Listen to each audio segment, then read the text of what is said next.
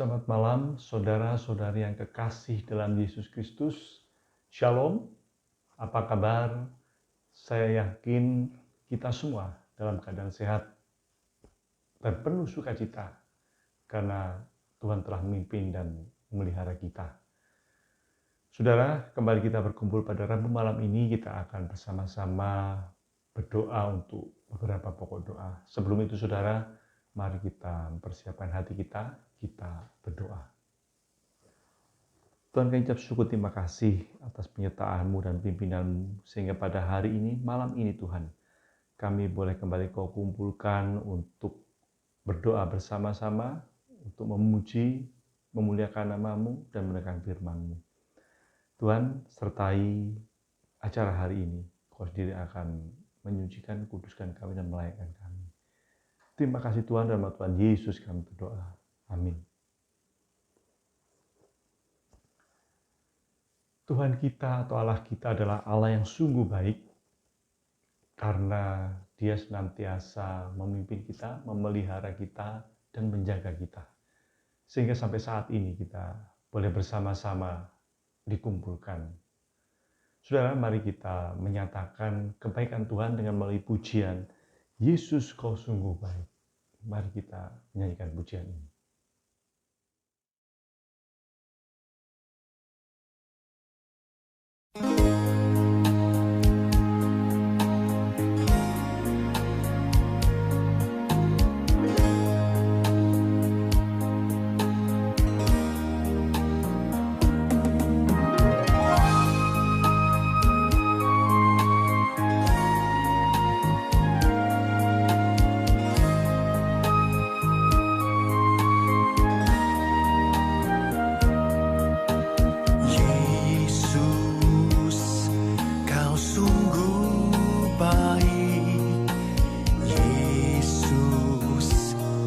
Namamu indah, Yesus.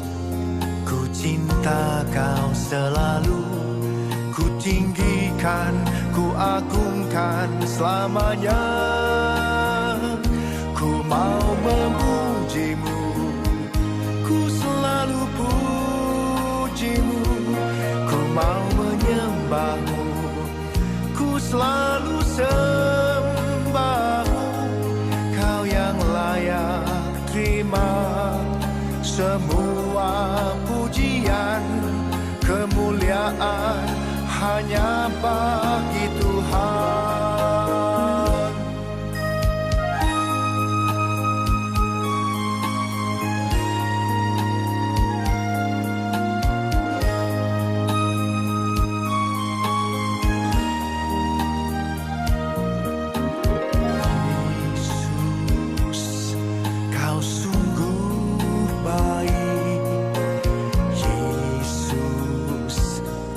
Namamu indah, Yesus.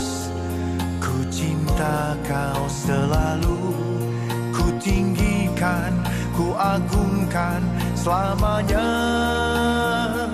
Ku mau memuji-Mu, ku selalu puji-Mu. Ku mau menyembah-Mu, ku selalu Kau yang layak terima semua pujian, kemuliaan hanya bagi Tuhan.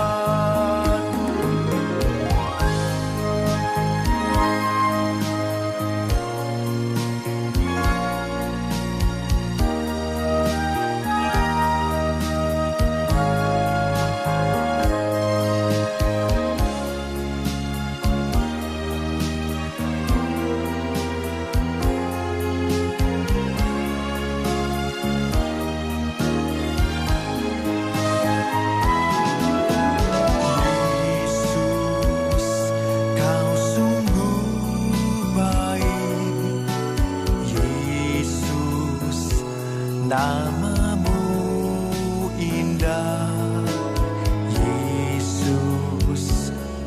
Ku cinta Kau selalu, ku tinggikan, ku agungkan akan selamanya. Ku mau memujimu, ku selalu pujimu, ku mau menyembahmu, ku selalu sembahmu.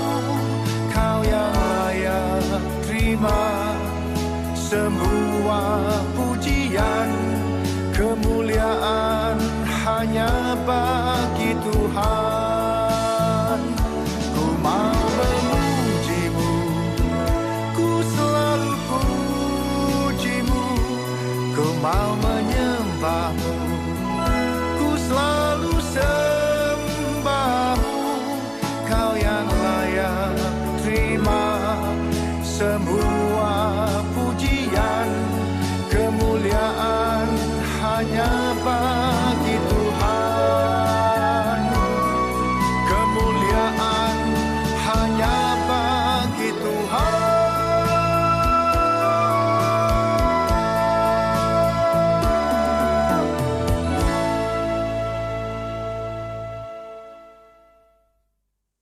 Kita akan masuk ke beberapa pokok doa yang akan kita doakan bersama-sama. Yang pertama-tama, kita patut mengucap syukur atas penyertaan Tuhan sampai hari ini. Kemudian yang kedua, kita berdoa untuk proses vaksinasi yang sedang berjalan, supaya semuanya berjalan dengan baik dan vaksin yang digunakan bisa benar-benar efektif. Saudara, mari kita berdoa untuk kedua hal ini.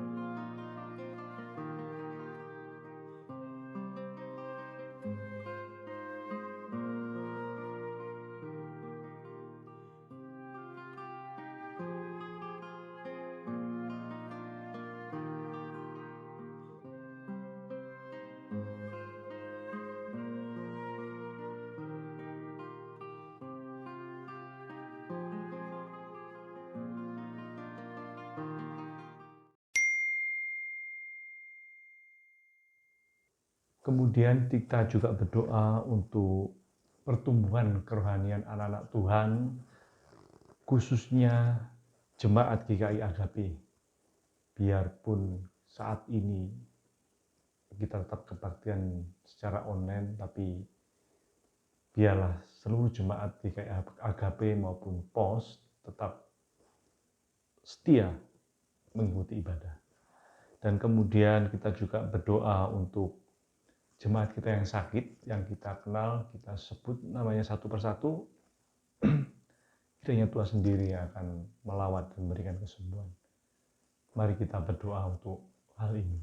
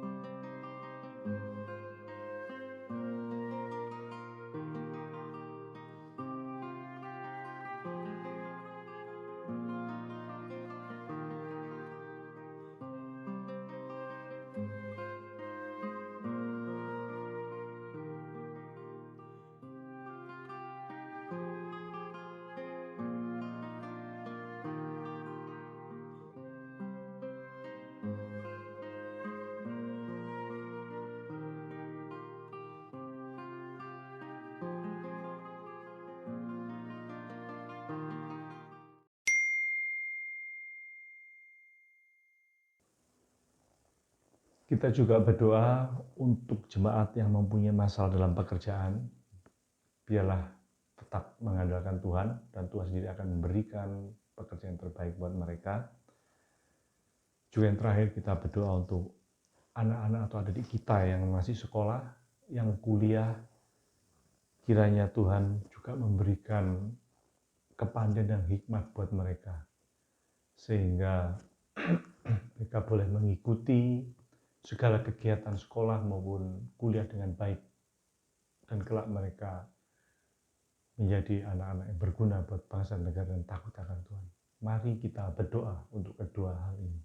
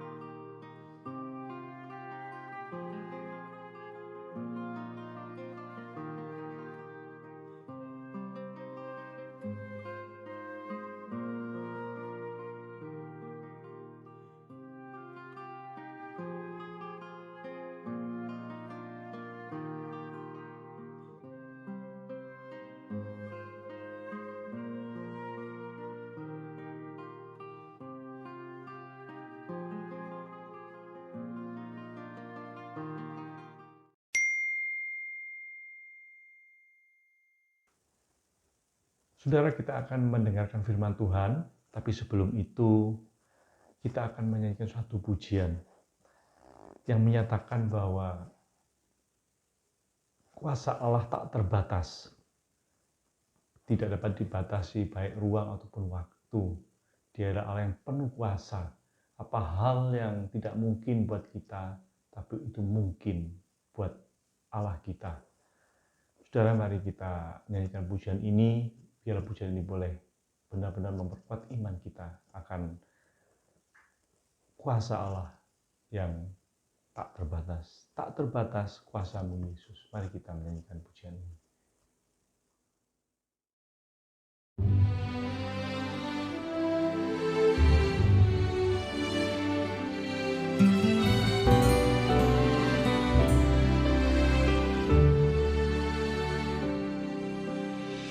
Terbatas kuasa-Mu Tuhan, semua dapat Kau lakukan. Apa yang kelihatan mustahil bagiku, itu sangat mungkin bagimu. Tak terbatas kuasa-Mu Tuhan, semua dapat Kau lakukan. Apa yang kelihatan mustahil bagiku, itu sangat mungkin bagimu. Di saat ku tak berdaya, kuasa-Mu yang sempurna. Ketika ku percaya, mujizat itu nyata. Bukan karena kekuatan, namun Roh-Mu ya Tuhan. Ketika ku berdoa, mujizat itu nyata.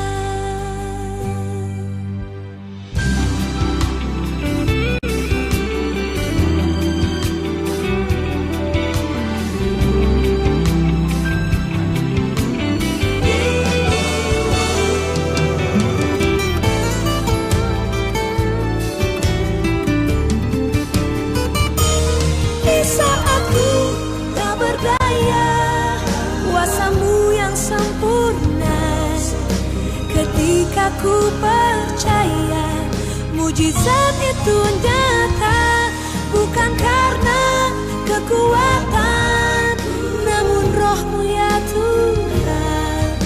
Ketika ku berdoa, mujizat itu nyata. Ketika ku berdoa, mujizat itu nyata. Ketika ku percaya, mujizat itu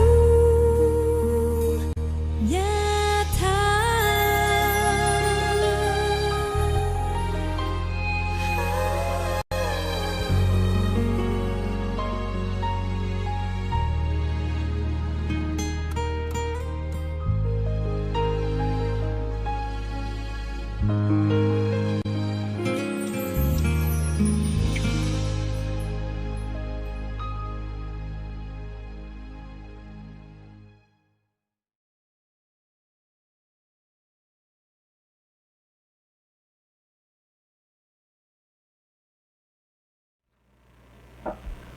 Selamat malam, Ibu Bapak dan Saudara sekalian. Kita akan merenungkan bagian Sabda Tuhan. Mari kita berdoa. Berkati bacaan kami dan tolong sehingga kami dapat mengisi masa-masa prapaskah kami ini dengan hal yang bermanfaat untuk menyiapkan diri baik-baik. Pujilah Engkau yang penuh kemurahan. Kasih karunia-Mu menyertai kami dengan hikmat yang dari Roh Kudus mencerahkan batin kami. Engkau jugalah yang ditinggikan dan dipermuliakan ya Tuhan. Di dalam Putra-Mu Yesus kami mohon. Amin. Saya akan membacakan satu bagian firman Tuhan diambil dari Filipi pasal yang pertama, ayat yang ke-20b sampai yang ke-22. Kristus dengan nyata dimuliakan di dalam tubuhku, baik oleh hidupku maupun oleh matiku. Karena bagiku hidup adalah Kristus dan mati adalah keuntungan. Tetapi jika aku harus hidup di dunia ini, itu berarti bagiku bekerja memberi buah. Jadi mana yang harus kupilih? Aku tidak tahu. Sampai sedemikian jauh pembacaan Sabda Tuhan. Yang berbahagia adalah mereka yang membaca dan merenungkan Sabda Tuhan dan melakukannya sepanjang hidup. Hosiana.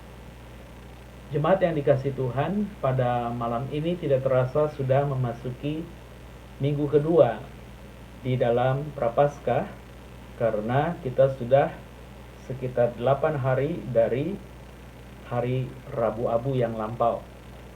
Jemaat yang dicintai Tuhan, kita ingin merenungkan apa yang dikatakan oleh Paulus, kalau saya boleh beri tema, yaitu sebuah kematian yang bermakna. Apa sebenarnya yang mau dikatakan dengan kematian yang bermakna? Saya ingin mengutip ada satu pikiran dari seorang Benjamin Franklin yang mengatakan, some people die at 25 and are not buried until 75. Jadi ketika dia mengatakan beberapa orang mati di usia yang ke-25 dan baru kemudian akan dimakamkan di usia yang ke-75, barangkali ini adalah satu ungkapan yang mau mengatakan bahwa ada orang muda yang sejak masa optimumnya dia tidak manfaatkan hidup itu. Dia sudah mati rasa, mati ide dan mati semangat dan lain sebagainya sehingga hidup tidak produktif. Dia sudah mati, tapi fisiknya belum mati sampai dia akhirnya mati betulan di umur 75. Singkat cerita dia menyia-nyiakan 50 tahun di dalam kehidupannya. Seorang presiden Filipina yang menggantikan Ferdinand Marcos Corazon Aquino juga mengatakan, I would rather die a meaningful death than to live a meaningless life. Dia mau mengatakan bahwa saya lebih suka mati dengan sebuah kematian yang bermakna ketimbang hidup kehidupan yang tidak bermakna. Artinya dia ingin mengisi pada zamannya bagaimana mengubah sistem ketatanegaraan yang kacau bala waktu itu dengan sangat otoriter dari pemerintahan yang bersifat totaliter, seorang angkatan darat begitu ya, dan sekarang menjadi penguasa sipil. Dia menata itu dengan baik, dan dia tidak takut untuk mati, untuk kematian yang bermakna, karena dia tidak mau hidup di dalam kehidupan yang tidak bernilai. Dia mengatakan dia tidak suka menghidupi yang disebut dengan meaningless life, tapi dia mau mati dengan meaningful death. Sekarang kita kembali kepada teks kita. Apa yang sebenarnya Paulus ingin katakan? Dia sebenarnya adalah orang yang saat itu juga diragukan kerasulannya. Dia seakan-akan harus ditolak dan lain sebagainya. Bahkan sengaja difitnah untuk masuk penjara dan selesai karirnya. Tapi dia mengatakan bahwa Tuhanlah yang memulai, maka dia juga yang akan mengakhiri.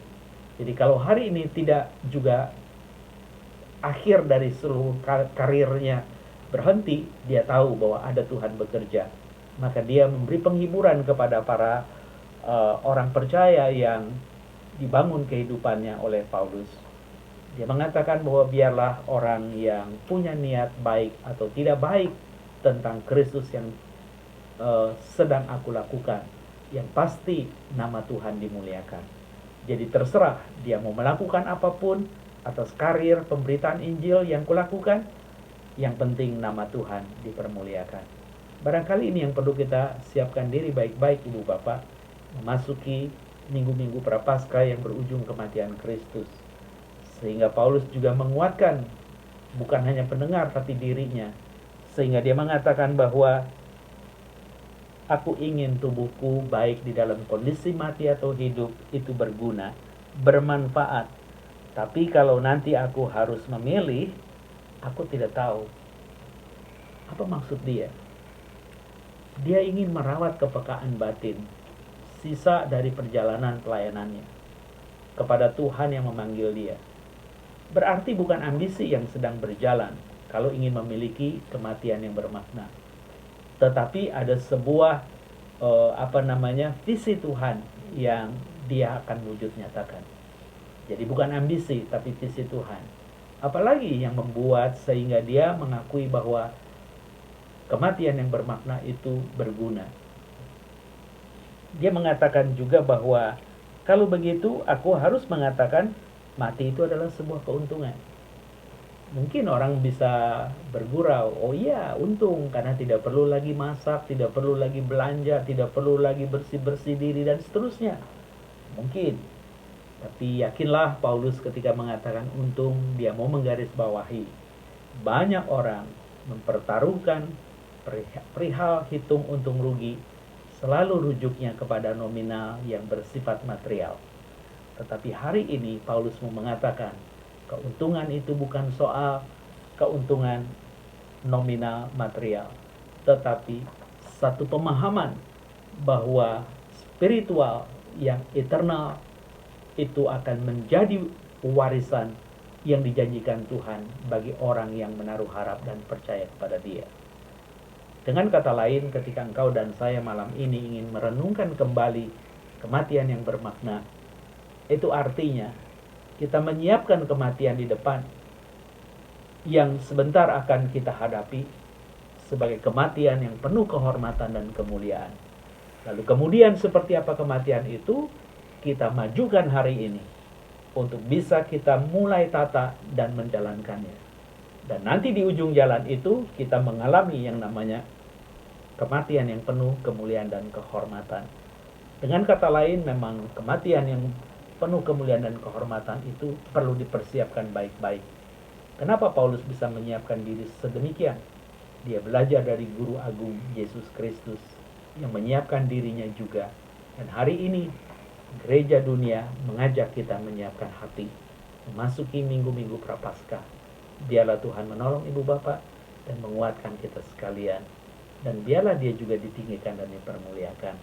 Dan kita sudah menjadi tahu, bukan ambisi, tetapi visi. Bukan keuntungan material nominal, tetapi sebuah jaminan esensial tentang spiritual eternal yang akan menjadi warisan Tuhan atas kita. Itu yang menguatkan dan akhirnya kita mengatakan, kalaupun itu mati di dalam Kristus, sebuah keuntungan. Kiranya Tuhan menolong kita. Kyrie eleison. Mari kita berdoa. Tuhan, tolonglah kami sebagai umat-Mu, bimbinglah sehingga apa yang kami renungkan bersama tentang kematian yang bermakna, kami tahu bahwa kami ingin belajar bagaimana memberitakan Kristus yang tersalib. Ada niat orang yang sengaja memperburuk, menjelekkan, memfitnah, supaya kami sebagai pemberita dihujat bahkan dipenjarakan, dan tidak sedikit dianiaya dan dibunuh.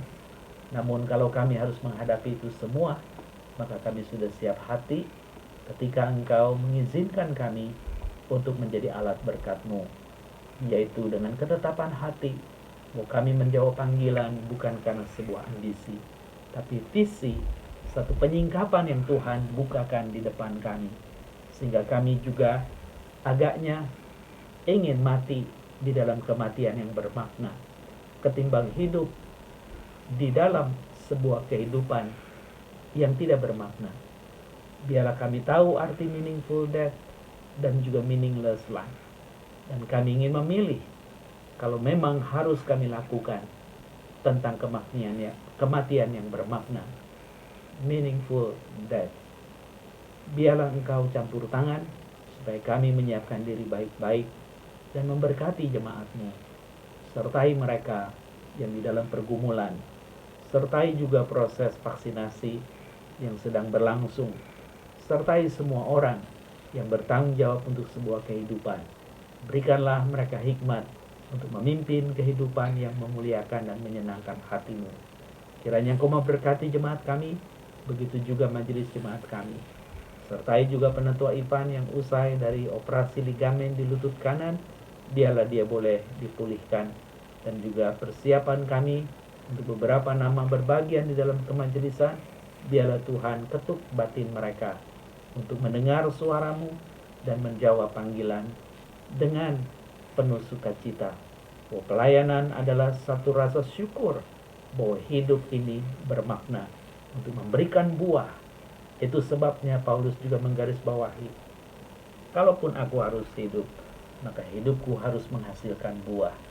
Biarlah buah-buah iman yang kami hasilkan dari pohon kehidupan kami yang menaruh percaya kepada Engkau boleh sungguh dirasakan banyak orang, karena buahnya mengingatkan mereka tentang Tuhan yang memberikan kehidupan.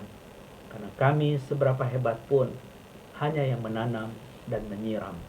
Kiranya Engkau memberkati kami sekalian. Dalam nama Tuhan Yesus kami berdoa. Amin. Saudara, kita akan mengakhiri persekutuan doa Rabu malam ini. Kita akan tutup dengan doa. Mari kita berdoa.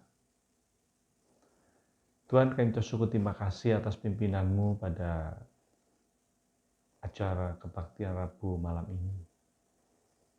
Tuhan, pokok-pokok doa yang sudah kami doakan, kiranya Engkau sendiri akan menjawab sesuai dengan waktu dan kehendak-Mu. Kami yakin jawaban-Mu ada yang terbaik buat kami. Terima kasih Tuhan, kami serahkan sekali lagi kehidupan kami dalam tangan-Mu. Kau akan pimpin kami, hari-hari akan kami lalui, dan mampukan kami Tuhan untuk melewati hari-hari kehidupan kami yang akan kami lalui ini. Terima kasih Tuhan, dalam nama Tuhan Yesus kami berdoa. Amin. Saudara, terima kasih. Selamat malam, sampai jumpa pada hari Rabu berikutnya. Tuhan Yesus memberkati.